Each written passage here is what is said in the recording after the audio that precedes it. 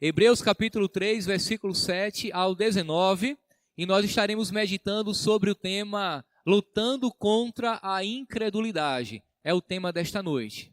Hebreus capítulo 3, verso 7 diz assim, em seguida estaremos orando brevemente mais uma vez.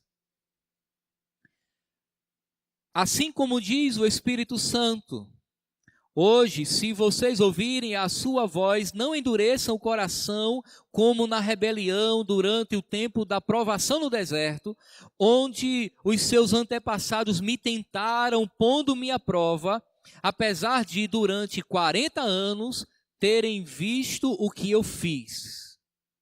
Por isso fiquei irado contra eles, ou por isso fiquei irado contra aquela geração e disse: o seu coração está sempre se desviando e eles não reconheceram os meus caminhos. Assim jurei na minha ira, jamais entrarão no meu descanso. Cuidado, irmãos, para que nenhum de vocês tenha coração perverso e incrédulo, que se afaste do Deus vivo.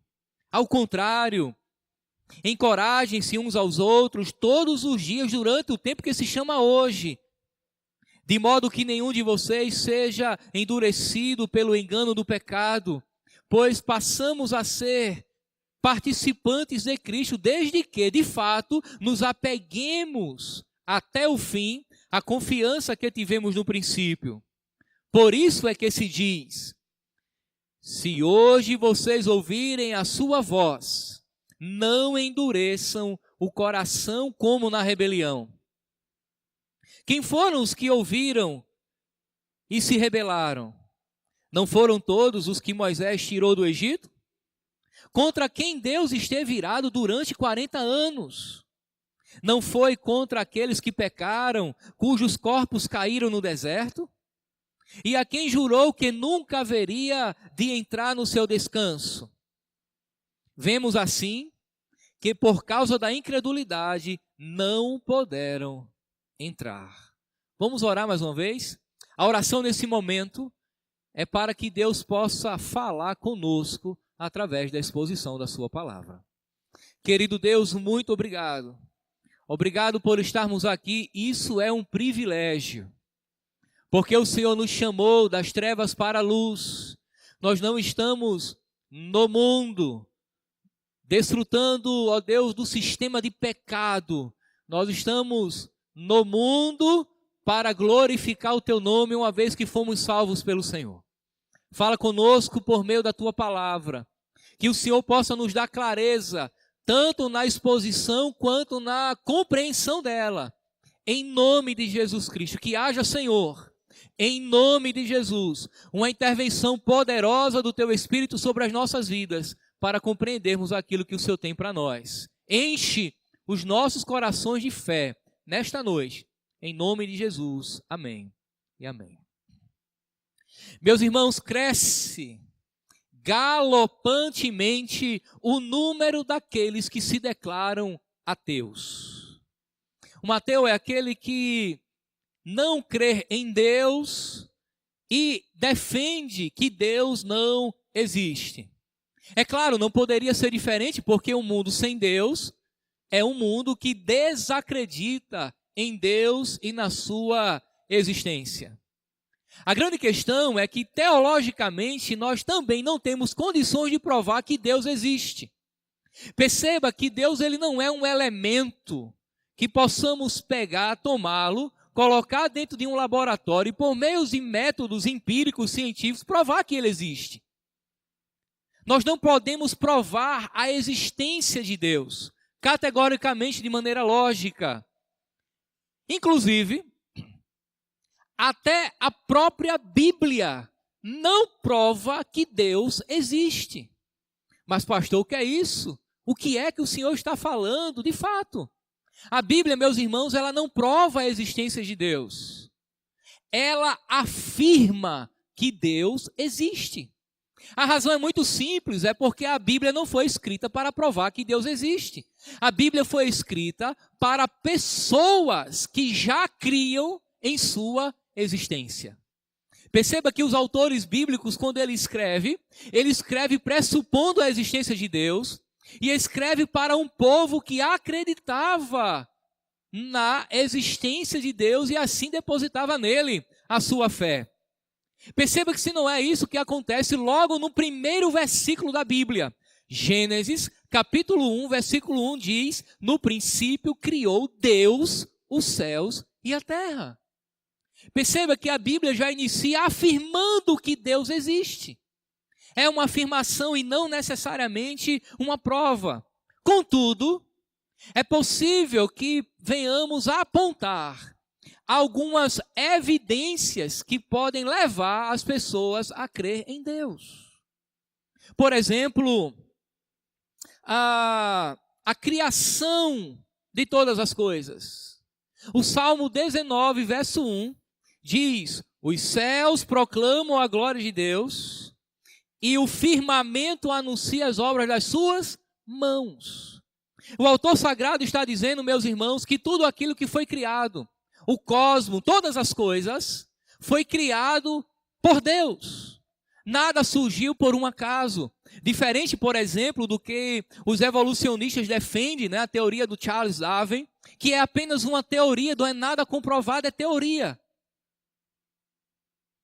Deus é o Criador. Deus é o idealizador de todas as coisas, e olhando para a criação é possível chegarmos à conclusão de que o nada poderia criar. Porque o nada sendo, nada poderia trazer a existência. Se o nada não pode criar absolutamente nada, tudo que existe partiu de uma mente criativa, de uma mente criadora. Alguém desenhou o universo. Alguém criou o universo e colocou para funcionar e o sustenta. Entendem alguns estudiosos que a partir dessa evidência, Deus de fato se revela aos seres humanos.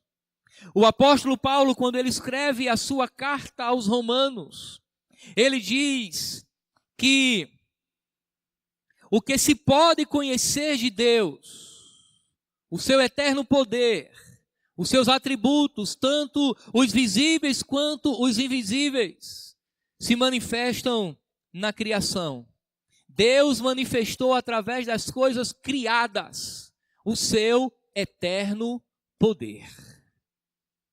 Mas há uma segunda evidência importante de entender. É aquilo que a teologia chama de sensus deitatis. É uma expressão latina que revela a consciência do divino. É exatamente a assinatura de Deus em cada ser humano por ele criado. Porque quando Deus cria os seres humanos à sua imagem e semelhança, Deus grava na consciência de cada indivíduo o conhecimento de que ele existe. Necessariamente esse conhecimento não conduzirá todas as pessoas a adorar o Deus eterno e verdadeiro. Porque o pecado corrompe a consciência dos seres humanos. Mas você encontra nesse ponto, nesse quesito, a explicação porque qualquer indivíduo no mundo, de todos os tempos, de todas as épocas, é um ser extremamente religioso. Eles não conhecem a Jesus, mas por ter a consciência de um ser superior a ele, eles podem, por exemplo, adorar as forças da natureza, os espíritos, o sol, a lua, o trovão. Isso é muito comum nos povos indígenas, por exemplo. Porque cada ser humano tem a consciência de um ser divino e superior a ele mesmo. Portanto, o ateísmo nada mais é do que a supressão, a negação de um conhecimento que Deus deu a todos os seres humanos. Meus irmãos, eu acredito que ser ateu é uma coisa extremamente complicada. Inclusive tem um livro muito bom, não me recordo o autor agora, que diz que é necessário de ter muita fé para ser ateu. O autor diz: eu não tenho fé para ser ateu. É mais difícil ser ateu do que necessariamente crer em Deus. Contudo, crer em Deus depende não apenas de esforços humanos, mas também de uma intervenção do próprio Deus. Há aqui uma terceira ação reveladora de Deus. É aquilo que nós chamamos também na teologia de revelação especial. E daí, se você pensou em Jesus Cristo, você raciocinou rápido e corretamente. Jesus, de fato, ele é a revelação especial de Deus. É na pessoa de Jesus Cristo, Deus encarnado, que Deus, de fato, se torna explicitamente conhecido. É na pessoa de Jesus que Deus está entre os homens encarnado. João, capítulo 1, versículo 18. Diz que ninguém jamais viu a Deus, mas o Deus unigênito, que está junto ao Pai, o tornou conhecido. O evangelista Mateus, registrando aquele momento em que é anunciada a Maria o nascimento do menino Jesus, diz que ele se chamaria Emanuel, Deus conosco. Portanto, Jesus e a sua palavra são a revelação especial de Deus, e todas as vezes que eu me aproximo de Jesus, da sua palavra, todas as vezes que eu me aproximo de Cristo, eu estou me aproximando do próprio Deus. O autor aos Hebreus, no capítulo 1, expomos esse texto, diz que Jesus é a expressão exata do ser de Deus. Se chegarmos à conclusão de que a criação revela a glória de Deus, é correto, mas não salva. Se chegarmos à compreensão correta de que a minha consciência sempre apontou para o fato de que Deus é real, é correto, mas não salva. Mas se nos aproximarmos de Jesus, inclinarmos a nossa mente e coração, crendo que Ele é o próprio Deus, nos arrependendo dos pecados e crendo em Jesus, aí sim é a revelação de Deus que salva pecadores. Meus irmãos, a presença de Jesus no mundo é a presença do próprio Deus no mundo.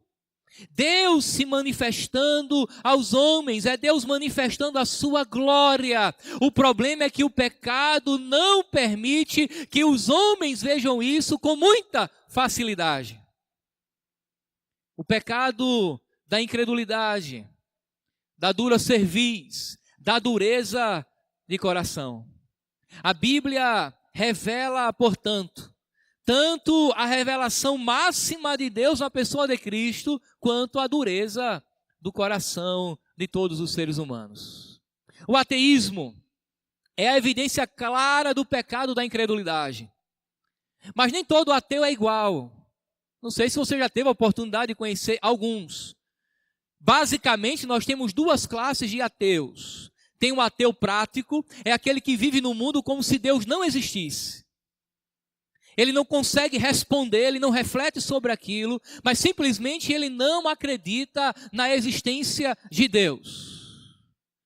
Ele se vale da sua própria força. Se for de boa condição financeira, para ele o dinheiro resolve tudo, mas ele não acredita em Deus. É diferente, por exemplo, do ateu teórico. O ateu teórico ele é mais ativista, ele quer convencer as outras pessoas de que Deus não existe. Ele estuda, ele se aprofunda, ele vai procurar fundamentos filosóficos, teóricos, pega livros para ler. É um bom discípulo, por exemplo, do Steve Hawkins, do Dawkins. E aí vai. E tantos outros ateus famosos. Ele estuda e se prepara para aquilo. Mas tudo isso, meus irmãos, é produto de um coração incrédulo. De um coração incrédulo. Muito bem. Essa disposição de incredulidade em relação a Deus no mundo é comum. Ninguém duvida que o mundo é um mundo incrédulo. Agora, o que você diria se esta realidade acontecesse ou se revelasse dentro da igreja? Alguns de nós se revelando como incrédulos, confessando-se como crentes, mas um coração incrédulo, distante de Deus, os ouvidos fechados para não ouvir a sua voz, a mente cauterizada, o coração duro, a cerviz também enrijecida. meus irmãos, pessoas dentro da igreja que o autor sagrado estava escrevendo eram tentadas a abandonar a sua fé. É por isso que nós temos na carta aos Hebreus inúmeras exortações para que os irmãos permanecessem firmes. Isso mesmo. Alguns estavam abandonando a sua fé, cometendo o pecado da incredulidade, estavam dentro da igreja. E daí, meus irmãos, a incredulidade no coração é o primeiro passo para a apostasia. É quando o indivíduo declara que Cristo já não é mais o seu Senhor e Salvador e retorna à sua antiga prática de pecado, quando não muito às suas antigas práticas religiosas. Aqui no caso, a tentação era abandonar a sua fé em Cristo e não necessariamente desacreditar que Deus existe, mas retornar ao judaísmo. Eles continuavam acreditando que Deus existe, mas Jesus não é Deus. Jesus não é o meu Salvador. Jesus não é o meu Senhor. Jesus não é absolutamente nada no que diz respeito à divindade. As exortações apresentadas pelo autor são palavras que devem nos desviar da incredulidade. Na realidade, são exortações para que nós não nos desviemos, para não tirarmos o nosso pensamento em Jesus. E para chamar a atenção dos seus leitores, o autor, meus irmãos, no texto que lemos, faz uso do Salmo 95. Ele chama a atenção dos seus leitores fazendo uso das Escrituras do Antigo Testamento. Fica claro, portanto, que o escritor, ele é um mestre versado na palavra do Antigo Testamento. Ele é um pregador, ele é um pastor de coração apaixonado que zela por suas ovelhas. Mas os seus leitores tinham apenas o Antigo Testamento. Eram hebreus. E daí ele vai estar sempre usando as Escrituras do Antigo Testamento para fundamentar a sua teologia cristocêntrica. Ele está dizendo, olha, esse texto apontava para Cristo. Esse texto nos chama a atenção para estarmos firmes em Cristo. Ele, portanto, agora usa o Salmo 95. O Salmo 95, meus irmãos, é um salmo que inicia com um forte chamamento, uma forte convocação à adoração a Deus. Mas em seguida, traz também uma forte exortação. Observe comigo o verso 7 do texto que lemos. Hebreus capítulo 3. Assim diz o Espírito Santo: se hoje vocês ouvirem a sua voz, aqui a voz do Espírito, não endureçam o coração como na rebelião durante o tempo da provação no deserto. O salmo, meus irmãos, era a palavra de Deus. Quando Davi compôs esse salmo, Davi fora guiado por Deus, guiado pelo Espírito Santo de Deus. E agora o autor sagrado, centenas de anos depois de Davi, faz uso do mesmo salmo e deixa claro que aquele salmo é palavra de Deus não apenas para os que leram no passado, mas agora para a igreja no presente. Assim diz o Espírito Santo. E ele faz a citação do salmo. Meus irmãos, este salmo citado aqui também é palavra de Deus para nós hoje no aqui e agora. Portanto, assim como diz o Espírito Santo, se hoje você ouvir a voz de Deus, não endureça o vosso coração. Não permita que a incredulidade tome conta dele. Não permita que Deus fale e você não ouça. Abra os seus ouvidos e o seu coração para ouvir a voz de Deus. Sabe por quê, meus irmãos? Porque a palavra de Deus, ela não caduca. A palavra de Deus, ela transcende o tempo. ela era para os do passado, é para os do presente e será para aqueles que virão até que Jesus venha. A palavra de Deus, meus irmãos, ela não tem prazo de validade. Ela é atual e mais atual do que o jornal que vai ser publicado amanhã, por exemplo. Nós podemos até dizer que a palavra de Deus é antiga, mas não ultrapassada. Nós podemos dizer que nós estamos diante de um texto antigo, porque afinal de contas ele fora escrito há milhares e milhares de anos atrás, mas ela é extremamente atualizada, nos chama a atenção para a nossa fidelidade a Deus. Portanto, a exortação contra a incredulidade é para nós também. Assim como os do passado, nós também, meus irmãos, corremos o risco de nos apresentarmos diante de Deus com incredulidade no coração, com falta de fé, com a ausência do conhecimento correto de Deus. E a incredulidade, meus irmãos, é o pontapé inicial para a apostasia. Portanto, nessa noite, o Espírito Santo nos exorta a lutarmos contra a incredulidade e a não endurecermos o nosso coração. A pergunta agora é: como não se tornar um incrédulo? A resposta virá em 4 pontos. Em primeiro lugar, para não se tornar um incrédulo, ouça a voz de Deus. E daí eu chamo a sua atenção novamente ao verso 7. Hoje, se vocês ouvirem a sua voz, não endureça o vosso coração. É como se o autor sagrado estivesse dizendo: se você ouvir a voz de Deus, ouça o que Ele tem para te dizer. Não seja como seus pais que se tornaram surdos à voz de Deus. Ele diz isso, irmãos, porque Deus havia falado aos ouvidos do seu povo no passado de diversas formas. Eles viram as obras de Deus. Eles viram os sinais e prodígios que Deus havia realizado. O mar vermelho se abriu. Uma nuvem protegia o povo do sol causticante do deserto. Uma coluna de fogo trazia alento nas noites frias também no deserto. Eles desfrutaram de tudo isso. Eles tiveram fome e Deus mandou as cordonizes.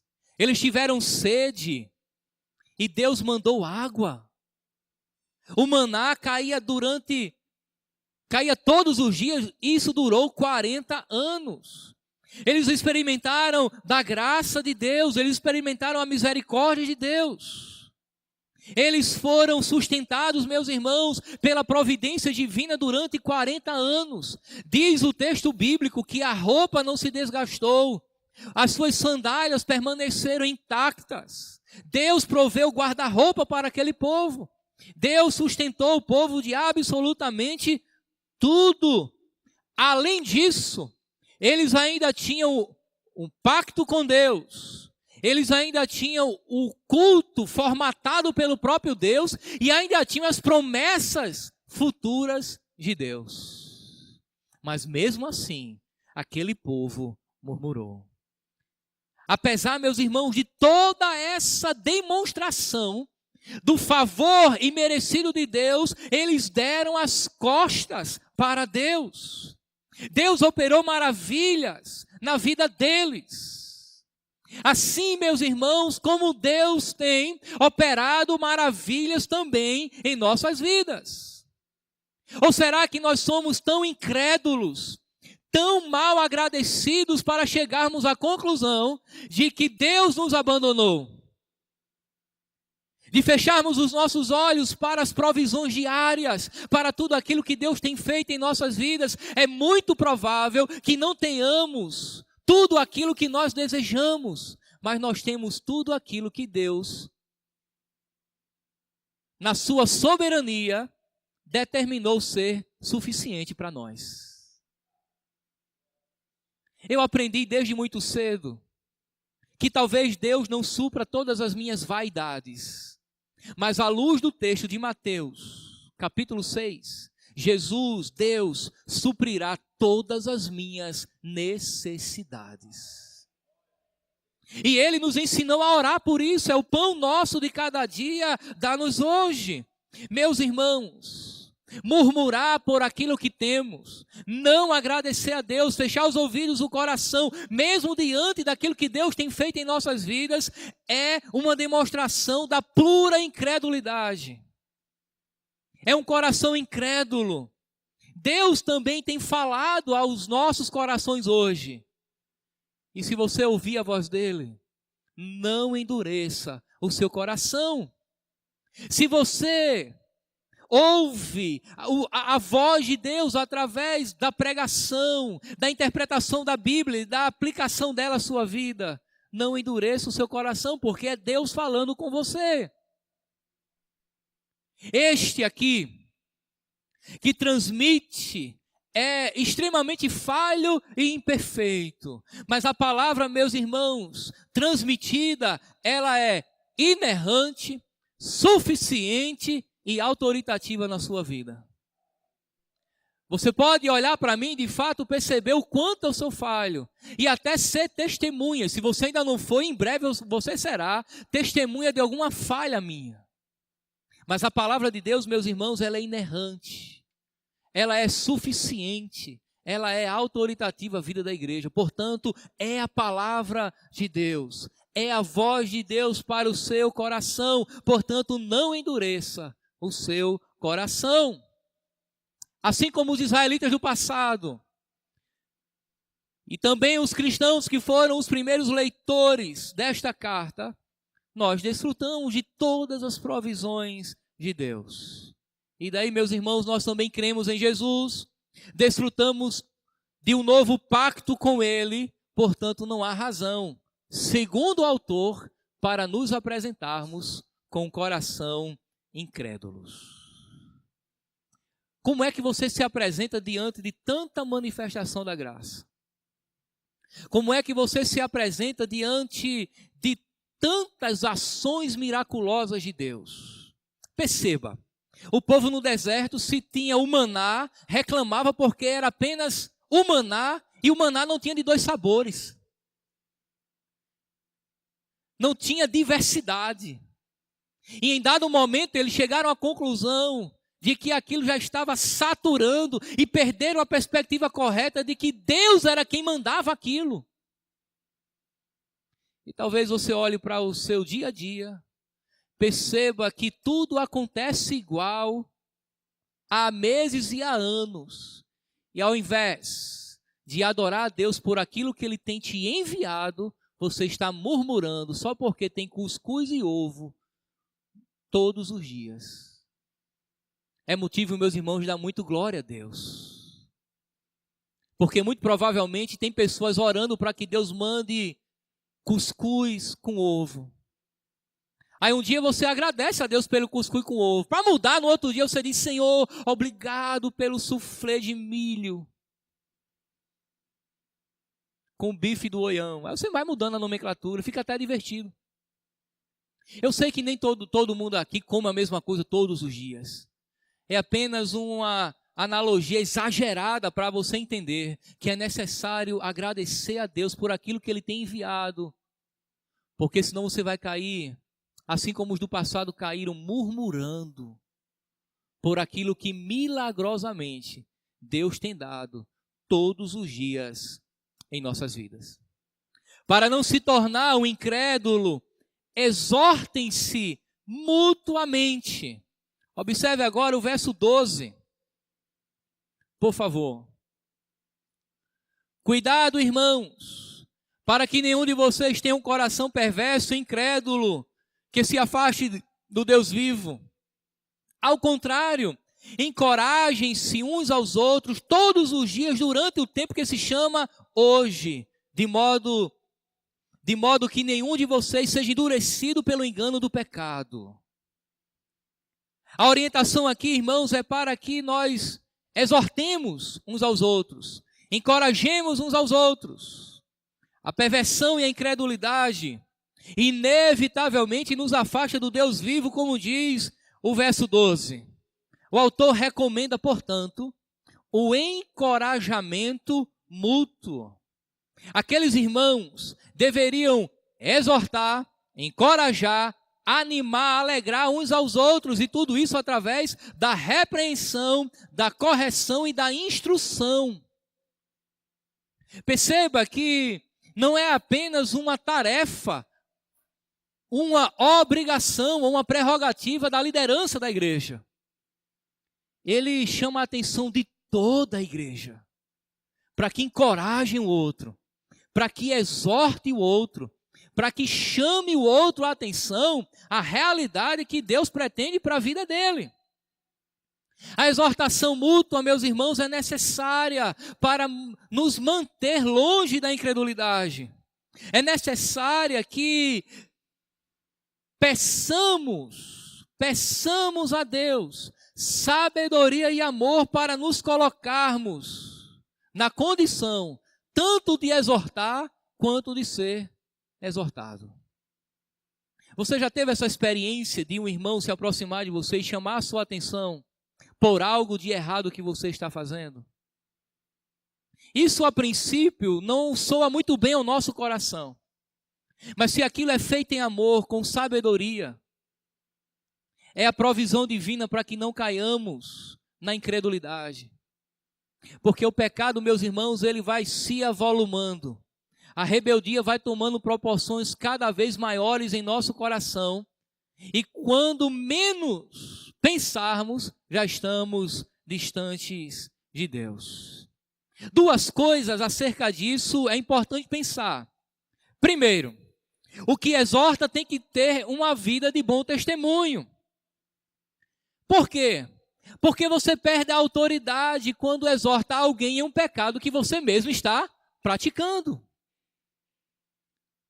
Quando você chama a atenção de alguém por conta da sua incredulidade, e você também é um incrédulo, isso não passa de pura hipocrisia, legalismo, pura religiosidade. Portanto, aquele que exorta tem que ter a capacidade de exortar. Essa exortação tem que ser em amor. Não é o apontamento do pecado do irmão. É a exortação a fim de que ele se arrependa, a fim de que ele seja chamado a atenção, se conserte e se alinhe diante de Deus. Mas tem um outro detalhe aqui. Quando você for exortado por alguém, aceite com humildade. Abra o seu coração. Não se justifique. Ouça a exortação sem sentimento de vitimismo.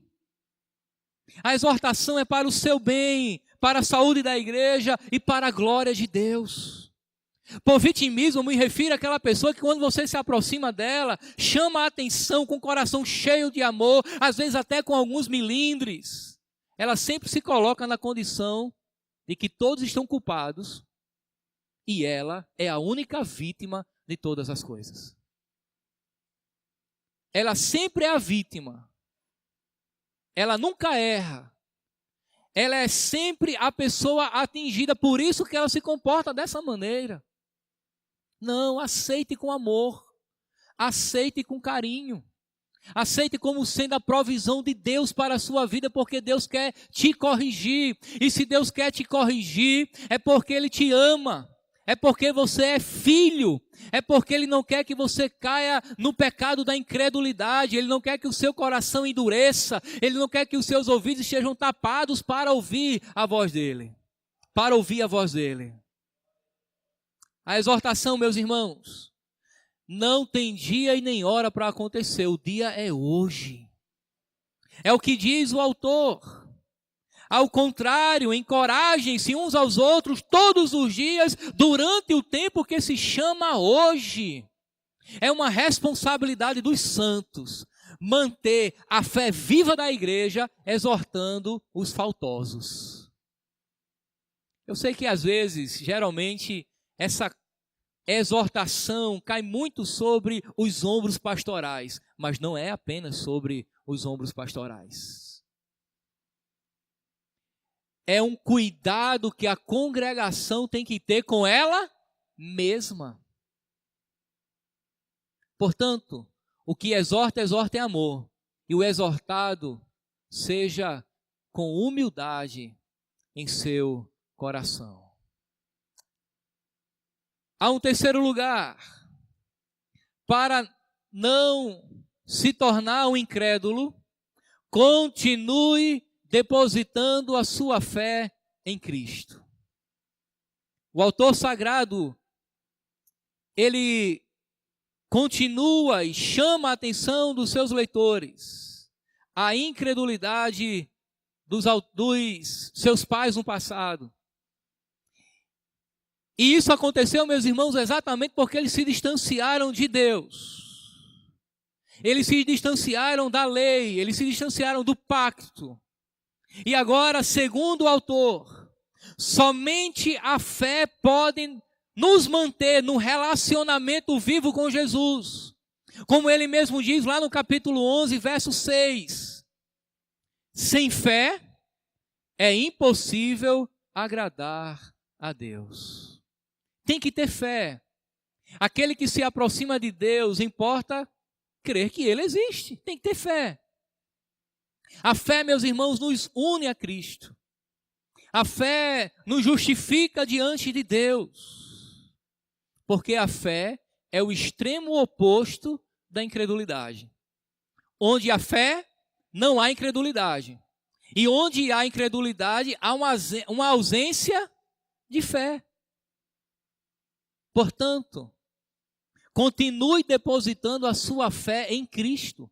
Continue ligado a Cristo. Como ele mesmo disse, no capítulo 14 do Evangelho de João, nós temos que estar ligados à videira verdadeira. Todo ramo que não está ligado na videira é cortado, não produz fruto, é seco, joga fora. Um ramo que não está ligado na videira, ele não vai servir absolutamente para nada. Isso nos chama a atenção, meus irmãos, para a nossa união com Cristo. Você percebe que a Bíblia revela que nós estamos em Cristo e Cristo está em nós. Cristo em vós, a esperança da glória. Aquele que está em Cristo, nova criatura é. Então nós estamos nele e ele está em nós. Há uma união nisso daí. Portanto, deixar de crer em Jesus é desacreditar naquele que está em nós. Quando nós cometemos um pecado, nós levamos Cristo para esse pecado. Se Cristo está em mim, ele não peca. Mas se Cristo está em mim e eu cometo um ilícito, me deito com uma prostituta e Cristo está em mim, eu estou levando ele comigo. Você entende? Se eu fecho os meus ouvidos, é como se eu estivesse de fato dando as costas para aquele que se revela em mim. Agora olha que coisa interessante. O verso 14 diz: pois passamos a ser participantes de Cristo, desde que, de fato, nos apeguemos até o fim à confiança que tivemos no princípio. Há uma condicional aqui. Há um desde que, de fato, nos apeguemos. E daí alguns fazem uso desse texto e de outros textos em Hebreus para justificar, por exemplo, a perda da salvação. Mas não há nenhum fundamento nas Escrituras que justifique o fato de um crente perder a sua salvação. Aí você pergunta, mas por que o autor está nos exortando para estarmos ligados em Cristo? Para que a nossa mente esteja voltada para Ele, para que não nos desviemos. Por que ele está pedindo? Porque, meus irmãos, é diante do alerta de perigo que nós nos mantemos vigilantes. É quando alguém diz, olha, tem um buraco lá na frente, a curva é sinuosa e se você acelerar demais, vai sobrar nela, você vai morrer. Aí você alivia o pé e faz a curva prudentemente. É uma exortação para os salvos. Porque mesmo sendo nós salvos, podemos esfriar na fé. E o que dizer daqueles que apostatam da fé? Daqueles que abandonam completamente Cristo e voltam às suas antigas práticas religiosas? A conclusão é: estes nunca foram salvos. Eles tiveram uma experiência religiosa. Eles tiveram uma experiência que os levou a um certo conhecimento de Deus, a um certo conhecimento de Cristo, mas aquilo ficou na mente e não desceu para o coração. Era um assentimento intelectual. Ele sabe que Deus existe, ele sabe que Jesus Cristo salva, teve o envolvimento com a igreja, aprendeu até a orar, lia a Bíblia, mas nunca teve uma experiência de salvação. Que coisa estranha. Será que é possível? Eu acho que Judas é o exemplo mais clássico que poderíamos dar nessa noite. Judas andava com os apóstolos, falava com os apóstolos, ouviu as mesmas instruções. Quando foram enviados por Jesus, até operaram milagres. Mas era o filho da perdição. E o que dizer daqueles que naquele grande dia se apresentarão diante de Cristo, dizendo: Senhor, em teu nome curamos enfermos. Milagres aconteceram, pregamos a palavra. E Jesus diz assim: apartai-vos de mim. Por quê? Porque eles nunca foram salvos. Eles pareciam discípulos, mas não eram discípulos. É por isso que o autor aos Hebreus traz essas exortações. É para que aqueles que não são se revelem como não são. E para aqueles que são, permaneçam prudentemente, zelando pela sua fé, ligados em Cristo, centralizando de fato Cristo em sua vida, em todas as questões. Portanto, se você não quiser se tornar um incrédulo, continue depositando a sua fé em Jesus. Quarto lugar, para não se tornar um incrédulo, atente para a ação do juízo de Deus. E daí nós vamos voltar novamente à citação que ele faz do Salmo 95.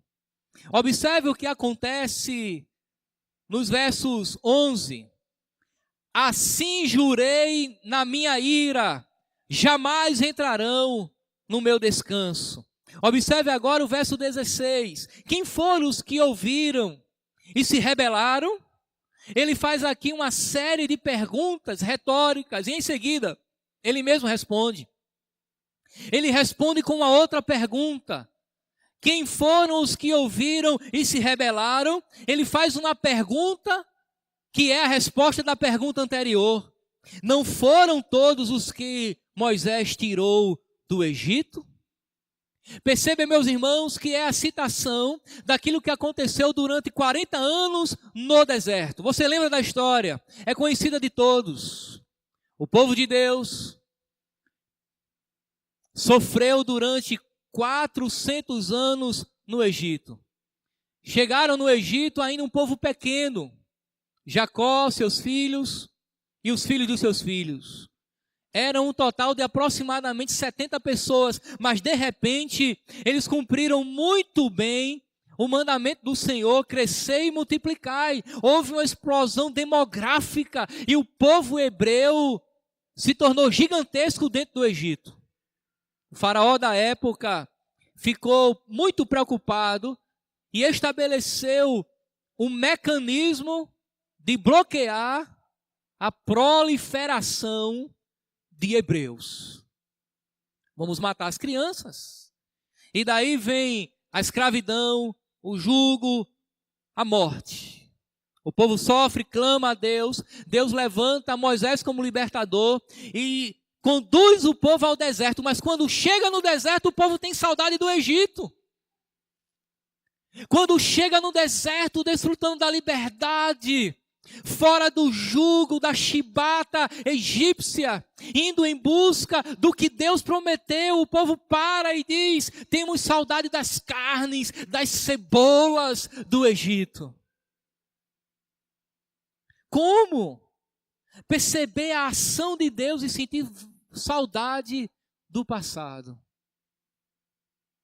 Deus, portanto, se compromete com Ele mesmo, que julgaria aquele povo, disciplinaria no deserto, e aquela geração não entraria no seu descanso. E de fato não entrou, com exceção de Josué e Calebe. E os que nasceram no deserto, todos os que saíram do Egito, morreram no deserto. Em determinado momento o chão se abriu, uma leva foi embora. Serpentes venenosas, sofrimento. E Deus puniu aquele povo por sua incredulidade. E não os permitiu entrar na terra prometida. O descanso aqui, irmãos, é nada mais, nada menos do que a terra de Canaã, a terra que mana leite e mel. Só entrariam os obedientes, só entrariam aqueles que correspondessem fielmente à lei que Deus firmara com Moisés e seu povo lá no Sinai. Certamente uma caminhada em linha reta, eles chegariam em bem menos tempo, mas por conta do seu pecado, Deus sustentou aquele povo durante 40 anos no deserto e os puniu com morte ali. Meus irmãos, entendamos que Deus é amor, mas também é justo. Deus é paciente, mas está irado contra os incrédulos.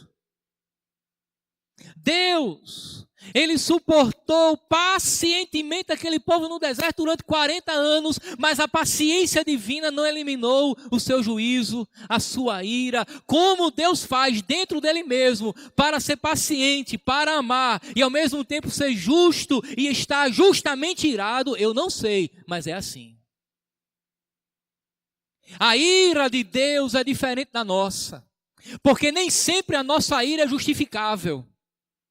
Nem sempre a nossa ira é justa. Mas o problema não está na ira, o problema está no pecado. Por isso que Jesus irou-se, mas não pecou. Você lembra quando ele expulsa os cambistas do templo? Ele estava irado, mas não pecou. Deus está irado contra os incrédulos. Deus está irado contra os ateus. Deus está irado contra aqueles que não ouvem a sua voz. Deus está irado contra aqueles que taparam os seus ouvidos, endureceram os seus corações e deram as costas a Ele. E certamente sofrerão as sanções divinas.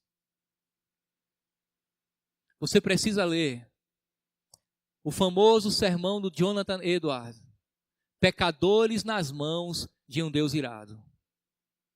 Conta a história que à medida que ele pregava esse sermão, e dizem que ele não era tão eloquente, ele leu todo o sermão, os irmãos se abraçavam nas cadeiras da igreja, nas colunas do prédio, se jogavam no chão gritando: Deus, não me mande para o inferno. Porque Deus é amor, mas diz o autor aos Hebreus que Ele também é fogo consumidor. Portanto, meus irmãos, é assim que Deus se revela. Não pensemos que Deus mudou. Ele continua sendo o justo juiz, continua sendo o fogo consumidor. Ele ama o fiel, o arrependido, mas aborrece o incrédulo, o que escarnece dele. A grande questão é que às vezes eu percebo que alguns de nós cristãos compreendem ou compreendemos mal o caráter de Deus. Alguns pensam que a graça de Deus é uma licença para pecar. Mas lembremos das palavras do apóstolo Paulo. Pecaremos, pois, para que a graça abunde? Qual foi a resposta? De maneira nenhuma. A graça de Deus, meus irmãos, não é um cheque em branco para que possamos pecar. Alguns irmãos da igreja de Roma, que Paulo vai exortar na sua carta aos Romanos, pensavam dessa forma: quanto mais eu pecar, mais graça de Deus tem. Não é assim.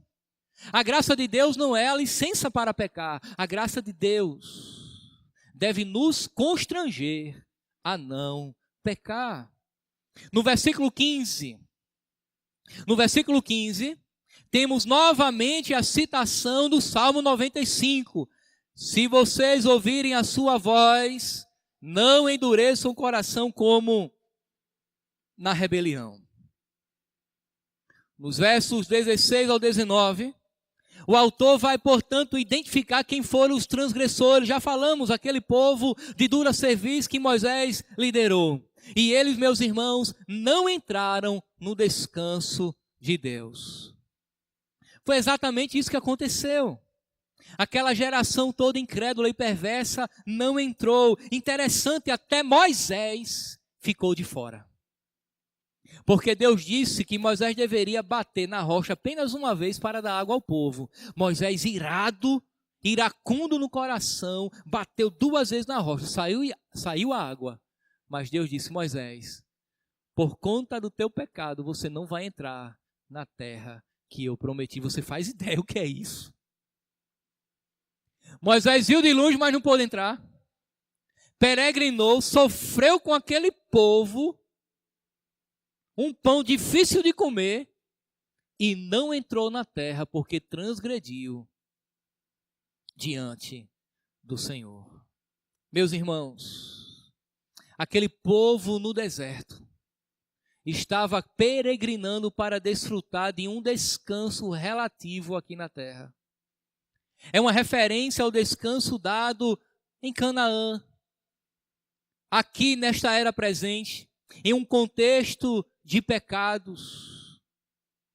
Mas quando o autor aos Hebreus faz uso do mesmo texto e chama a atenção no verso 19, vemos assim que por causa da incredulidade não puderam entrar. Ele está chamando a atenção dos seus leitores, não para entrar em Canaã, aquela terra que manava leite e mel no contexto de pecado de uma terra caída. Ele está chamando a atenção dos seus leitores: permaneçam crentes, removam a incredulidade do vosso meio, porque se não for assim, vocês não entrarão no descanso. Sabe por quê? Porque no céu não entra incrédulo. No céu só entra aqueles que creram em Jesus Cristo. Só entrará no descanso eterno os que creram e permaneceram em Cristo. Não se achará nenhum incrédulo na congregação dos justos. O descanso de Deus é para os que estão ligados a Cristo pela fé, para aqueles que se entregaram, que creram, que se renderam ao Senhor. Você se encontra no grupo daqueles que creram em Deus? É um chamado a você que porventura está aqui nessa noite e não entregou ainda sua vida a Jesus, se mantém incrédulo, recalcitrante, ouve o evangelho, dá as costas, até gosta de ouvir, mas não crê verdadeiramente. É para você. Portanto, se arrependa do seu pecado e venha a Cristo, para que naquele grande dia você desfrute do descanso eterno. Mas a palavra, meus irmãos, também é para toda a igreja. Para aqueles que estão fracos, desanimados, que estão sendo tentados a não crer mais em Cristo, que acha que a sua promessa, por exemplo, de vir para buscar a igreja está demorando demais, que tem sido assediado por um outro evangelho que promete todas as benesses nessa vida, mas você só vê sofrimento, e tem chegado à conclusão que não vale a pena crer em Cristo e está sendo tentado a abandonar a fé. Para você também. A palavra também é para você que não está nem no grupo 1 nem no 2, está muito bem crer em Cristo. A palavra é para você, para que você nunca se encontre nesses grupos de risco. E supervisione diariamente o seu coração.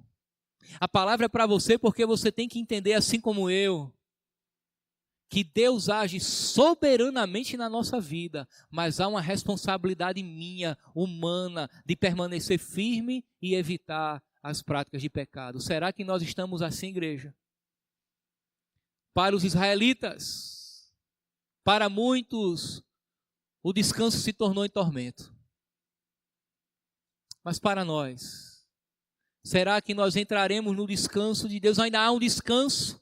Será o tema da nossa próxima exposição? Ainda há um descanso a ser desfrutado.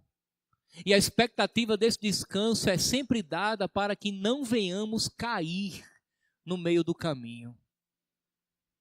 Aumenta o número dos incrédulos. Aumenta o número daqueles que passaram pela igreja e estão do lado de fora dela. E permanece exorbitante a estatística daqueles que estão fora e nunca entraram. Que rejeitam a palavra, que não compreendem. Mas nós estamos falando para pessoas que são teoricamente convertidas. Se hoje o Espírito Santo falar, se você ouvir a voz de Deus, não endureça o seu coração. Por fim, nós vimos o que fazer, o que devemos fazer para não nos tornarmos um incrédulo. E daí eu quero concluir com 3 últimos conselhos. Primeiro conselho para você: esteja atento à voz de Deus. A voz de Deus, meus irmãos, é como um sinal que nos alerta a nos desviarmos do perigo. A voz de Deus é como uma estrada longa, mas muito bem sinalizada. Quem aqui já teve a oportunidade de fazer uma viagem, por exemplo, aérea? O piloto, ele se orienta por equipamentos de navegação, mas a pista ela é bem iluminada. Ele vai conduzir o avião para pousar exatamente ali, entre aquelas luzes. Fora dali é perigo. A palavra de Deus é isso. É uma estrada longa, mas muito bem sinalizada. Avisa o perigo de cada curva, a intensidade de cada subida, a aventura que é soltar a marcha e o freio nas descidas. Avisa se tem perigo de deslizamento e não atentar para o que Deus sinaliza. É um caminho para a queda. Atente para a voz de Deus. É um segundo conselho. Considere os que erraram no passado para que você não erre no presente. Não é muito inteligente não aprender com o passado. Nós temos que olhar para trás. Perceber o que aconteceu com o povo de Deus aqui e não cometermos os mesmos erros. É possível até que façamos uma retrospectiva histórica na nossa própria igreja local. Tragamos à memória alguns que começaram bem e terminaram maus, para que não cometamos os mesmos erros. Nós temos que aprender, meus irmãos, com aqueles que erraram. Não a fazer a mesma coisa, mas perceber que aquele caminho é um mau caminho. Perceber que aquele caminho é perigoso. Se eu trilhar o mesmo caminho, inevitavelmente eu vou cair, o meu coração vai se encher de incredulidade e eu vou me desviar como tantos outros já se desviaram. E a coisa é muito sutil.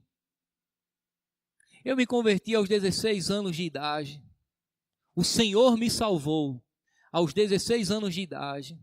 Aos 18 eu estava fora da igreja. E é uma coisa meio que inexplicável. Você apenas deixa de participar do momento de oração uma vez, um culto outra, o estudo não vem, se torna monótono, pesado. E daí você começa a encontrar coisas mais atrativas para fazer no domingo à noite, por exemplo, e de repente você está no hall dos desviados. A visita já é para que você volte à igreja. Não mais porque você enfermou, não mais porque você precisa ser fortalecido, é porque você está fora. Você pegou um atalho e os atalhos são perigosos. É possível olharmos para trás e perceber como aconteceu com tantos Joãos, Marias, Pedros, Lucianos. Como foi ruim na vida deles. Como eles se prejudicaram e trouxeram tragédia para a igreja e dizer, eu não quero a mesma realidade para a minha vida. Quer um terceiro conselho? Esteja atento e considere pela fé o que Deus está fazendo em sua vida hoje. O grande mal são as nossas expectativas. Nem sempre as nossas expectativas é a realidade de Deus para a minha vida. Aí a gente murmura, porque a gente quer mais do que tem. Deus, ele é extremamente poderoso para fazer o que ele quiser. Inclusive para nos fazer prosperar à medida que ele quiser. E de uma forma mais improvável que você possa imaginar. De repente você tem uma ideia que muito pouco provável daria certo, mas de repente é a ideia. E daí você ganha dinheiro e prospera. Deus é poderoso para isso. Mas enquanto essas coisas não acontecem, valorize o que você tem. Esteja satisfeito em Deus. Porque Deus é a sua maior riqueza, Cristo é o seu maior tesouro. Não murmure, agradeça, seja fiel ao Senhor. Seja fiel a Ele no pouco. Porque quando Ele quiser, Ele pode te botar sobre o muito. Meus irmãos, estejamos firmes para que possamos fugir da incredulidade e desfrutarmos um dia do descanso eterno de Deus.